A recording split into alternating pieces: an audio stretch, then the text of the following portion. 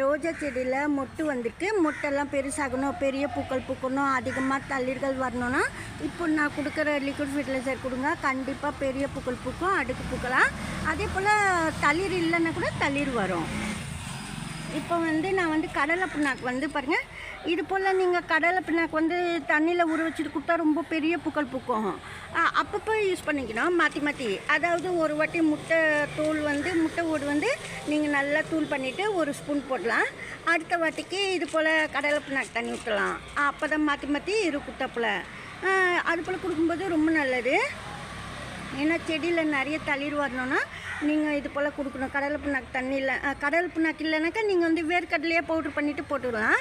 இல்லை வேர்க்கடலை ஒரு ஸ்பூனு, எள்ளு ஒரு ஸ்பூனு, கடுகு ஒரு ஸ்பூனு மிக்ஸ் பண்ணிவிட்டு மூணுமே மிக்ஸி கப்பில் அரைச்சிட்டு அரை ஸ்பூன் மொத்தமாக சேர்த்து அரைச்சிட்டு அரை ஸ்பூன் சாயலுக்குள்ளே போட்டு கலந்து விடணும். நான் மாற்றி மாற்றி வீட்டில் இருக்கிற பொருளை வச்சு நான் பண்ணுறேன்.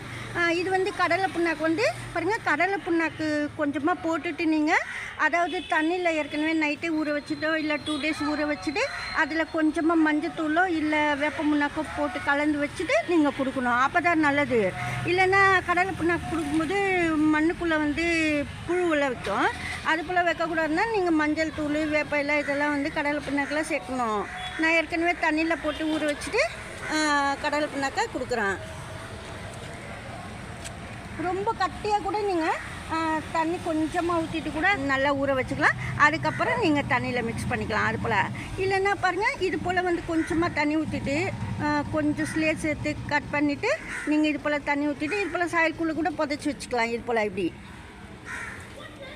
நான் சொல்கிறேன், எப்படி வேணாலும் செய்யலான்னு சொல்லிட்டு மாற்றி மாற்றி கூட செய்யலாம். நீங்கள் சப்போஸ் வெயிலில் வச்சுருந்தீங்கன்னா பிளான்ட்டு கொஞ்சமாக மேல் சாயில் கொக்கோ பீட் போட்டு வைக்கணும். நீங்கள் எப்போவுமே ரோஸ் பிளான்ட்டு கொஞ்சம் பார்த்துக்கணும். நீங்கள் அப்பப்போ பாருங்கள் இது போல். ஏன்னா வெயில் ஃபுல்லாக வெயிலில் வைக்கிறீங்கன்னா நீங்கள் அது போல் செய்யலாம். இந்த வீடியோ அவ்வளோதான். பிடிச்சிருந்தா லைக் பண்ணுங்கள். நன்றி, தேங்க்யூ.